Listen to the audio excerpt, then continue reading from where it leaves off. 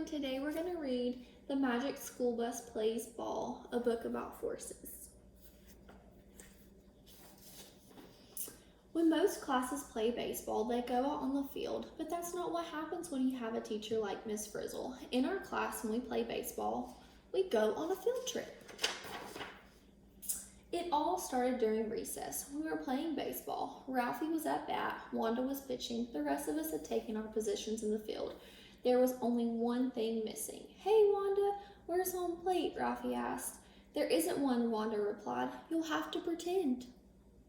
When Wanda began her pitch, she lifted her leg high, reached back, and suddenly, Dorothy Ann raced out on the field. "Hey, you guys," she shouted, "check this out. I just found the coolest thing." Ralphie scowled. "Dorothy Ann," he said with a groan, "not now. I'm one swing away from hitting my way to the record books. But you've got to see this. It will change your lives." Dorothy Ann insisted. She held up a book. It was called A Child's Garden of Physics. Everyone burst out laughing. "Change our lives? We didn't think so." "I'm really happy for you, Dorothy Ann," Ralphie said, "but not right now. I've got a game-winning homer to hit." "But you don't understand," Dorothy Ann said. "This book is all about what gets things moving and what makes them stop. Forces, friction, pushes, pulls." Nothing could stop Dorothy Ann when she was on a roll.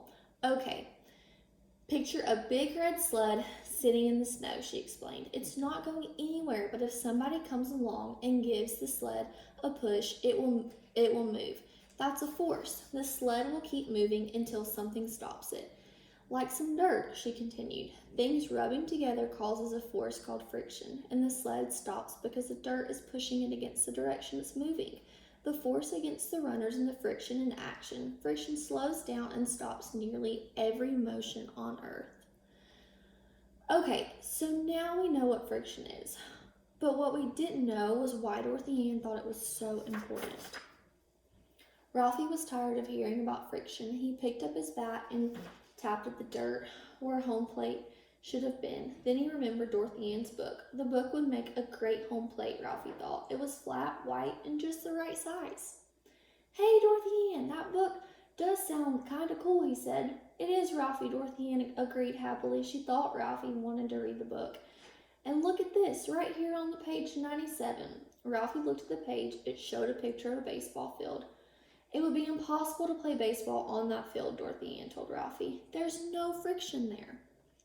Ralphie grinned. Now he had a home plate. "Let's play ball," he called out. But before we could get back on the field, we heard a familiar honking coming from the parking lot. It was the Magic School Bus. "All aboard!" Miss Frizzle cried out from the driver's seat. We all ran to the bus. Ralphie dropped Dorothy Ann's book as he raced over. "Today we're going to a baseball game," Miss Frizzle announced. We were confused. A baseball game wasn't new or different or exciting like most of our field trips were. "Miss Frizzle, can we go someplace really unusual?" Dorothy Ann asked. She turned to Ralphie. "Like that place I showed you?" "Ralphie, you know, page 97. Show them." Ralphie stared out the window as we passed the baseball field. Dorothy Ann followed his glance. She gasped. Her book was lying in the dirt. "Ralphie, how could you?" Dorothy Ann asked. "Don't worry, Dorothy Ann," Miss Frizzle assured her. "We'll get your book and keep Ralphie happy too." "Bus, do your stuff," she shouted. The Magic School Bus barreled across the playground in the direction of Dorothy Ann's book. The bus spun around and around. Dorothy Ann's book blew open and we drove right into it. We watched through the windows as the pages flipped by. "Miss Frizzle, stop here," Dorothy Ann shouted excitedly. "It's page 97, the page I was talking about. It's all about a world without friction." "It looks like the world of baseball to me," Ralphie said. The bus grounded to a halt. Ralphie raced out the door. "Come on," he said. "Ralphie, watch out," Dorothy Ann warned. "The ground on that field has no friction." Without anything to push against, like the friction of his feet against the ground, Ralphie couldn't stop. He bounced off one wall, slid across the field, and crashed into another wall.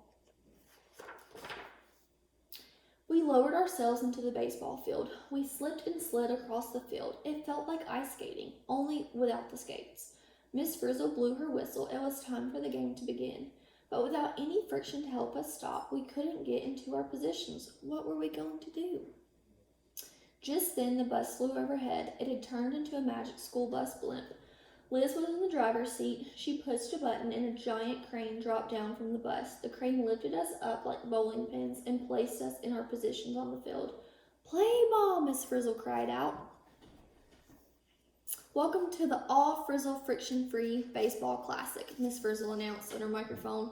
"The ground out there has no friction. We repeat, no friction." "Well, folks, believe it or not, we're coming to you from inside my textbook," Dorothy Ann added. "Our playing field is slipperier than ice." Wanda got ready to throw her first pitch. She lifted her leg, pulled back her arm, and hurled the ball at Ralphie. The ball raced in Ralphie's direction, but Wanda slid backwards and toward second base. "And look at that, folks," Dorothy Ann announced. "The force Wanda used really got that ball going and pushed her way back towards second base." Ralphie kept his eye on the ball. He swung as it sailed over the plate. Crack! Ralphie hit a hot grounder right down third base line. Carlos tried to scoop up the ball, but without any friction to slow it down, the ball was going too fast to catch. It sped right past him. We waited for Ralphie to run to first base, but he didn't run. The force of the swinging bat started Ralphie spinning in circles. Ralphie spun his way to first, and he kept on spinning around the bases. Just as he was about to reach home, Ralphie slammed right into Dorothy Ann. They grabbed onto each other and spun around on the field.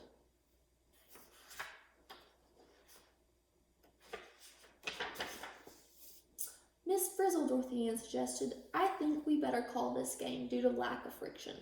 Miss Frizzle agreed. "Game," she called out. It was time to get back on the bus and go back to the world with friction. Liz pulled out a pin from inside the bus and popped the blimp like a balloon. The bus whizzed on and finally landed safely just outside the frictionless baseball field. Now, all we had to do was get on the bus. But without friction to help us walk, how could we reach the bus? Suddenly, the hood ornament on the front of the bus shot out, trailing a rope behind it. The ornament hooked itself into a wall across the field. "Grab on, class," Miss Frizzle ordered. We reached up and took the rope in our hands. "A push is one force that can get us moving," Miss Frizzle said. "What's the opposite?" Wanda gripped the rope tightly. "A pull," she grunted. Miss Frizzle smiled. "Excellent," she said. And so we pulled ourselves hand over hand down the rope and off the frictionless field. We never realized what friction did so much. We all owe Dorothy Ann a big apology for laughing at her. "Wow," Wanda exclaimed. "You are right, Dorothy Ann. Can I borrow your book when Ralphie's through with it?" Tim asked. "Me too," Arnold said. "Then me," Carlos chimed in. "Wait a second," Ralphie interrupted. "No one gets the book until we get out of it." We piled into the bus, sat down, and buckled up our seatbelts. It was getting a little windy outside, so we shut the windows tight. "Let's book it," Miss Frizzle said. She put the key in the ignition, but before the bus could move, we heard a loud, scary boom. The wind had lifted the cover of Dorothy Ann's book right off the ground. The cover, in about 50 pages, had smacked down onto the bus. We had to get out of there, and fast. "Any suggestions, class?" Miss Frizzle asked. "Better floor it, Miss Frizzle," Wanda proposed. Miss Frizzle pushed down on the gas pedal. The engine roared. The wheels spun, but the bus didn't budge. "Oh no," Dorothy Ann exclaimed. "The cover of the book is pushing down so hard that it's creating too much friction for the wheels to push out." "I cannot believe this," Ralphie said. "We're stuck in Dorothy Ann's book." "What will happen to us if we can't get out?" Phoebe asked nervously. Miss Frizzle just smiled. "As I always say, those who are book-bound should take a look around." She opened the bus doors and leaped outside. "This way, class." We really didn't want to get out of the bus, but we didn't want to be stuck inside the book without our teacher either. So we followed Miss Frizzle into the page 97 of Dorothy Ann's book. Keisha tried to gather all the facts. "Okay, where do we stand?" she asked. Somewhere between pages 96 and 97, Carlos teased. Keisha frowned. That was not what she meant. "Carlos!" Keisha scowled. "Hey, I was just trying to lighten things up," he apologized. Tim smiled. Carlos had just given him a great idea. "Lighten things up," Tim exclaimed. "That's it. We'll climb up on the roof and push on the book." Keisha looked at him. "You're saying we should hold up the book to get in the bus and drive away?" Tim nodded. "How?" Arnold asked. "Good question, Arnold," Miss Frizzle remarked. "Anyone have an answer?" Dorothy Ann had another idea. "Look, the letters peel off the page." she said as she stripped off a lowercase t. I had a plan. We split into 2 teams. Ralphie's team goes on the roof of the bus and pushes up on the book. At the same time, my team piles letters near the book's spine. That will hold the book open long enough for us to get back to the bus and drive away. Excellent plan, Ralphie told Dorothy Ann. But why doesn't your team push up on the book while my team piles the letters? Okay? Dorothy Ann stared angrily at Ralphie. Not okay, she replied. Yes, okay, Ralphie insisted. Not, Dorothy Ann declared. Arnold walked up and interrupted their argument. Dorothy Ann, what is it again that makes everything stop? He asked. Dorothy Ann looked confused. Why was Arnold asking her this now? Friction, she replied curiously. Arnold turned to Ralphie. If there's a lot of friction, you can't go anywhere, right, Ralphie? He asked. Ralphie nodded. Well, I think there's a little too much friction between you two, Arnold said. So if we're gonna get out of this book, we're gonna have to get rid of the friction between us, Dorothy Ann and Ralphie said together. They reached out and shook hands. It took a little while, but we finally piled enough letters in the spine of the book to hold the cover open. Miss Frizzle led us back to the bus, and we zoomed right out of Dorothy Ann's book. As soon as the bus stopped on the school baseball field, Ralphie raced to the door. Wait a minute, Ralphie, Dorothy Ann warned. Remember what happened the last time you jumped out of the bus like that? Ralphie nodded. Dorothy Ann stepped in front of him. She slowly stepped down on the ground. She moved her foot back and forth in the sand. Never fear, there's friction here, she assured Ralphie.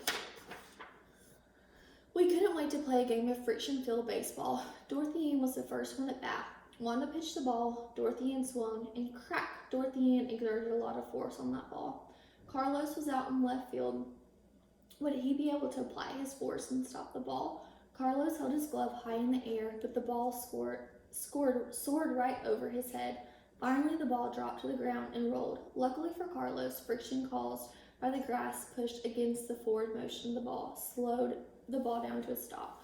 Carlos scooped up the ball and threw it across the field. Dorothy Ann slid for home. But where was home plate? It took a while, but we finally found home plate. Ralphie was reading it. Dorothy Ann was right, he said. This book is great. The end.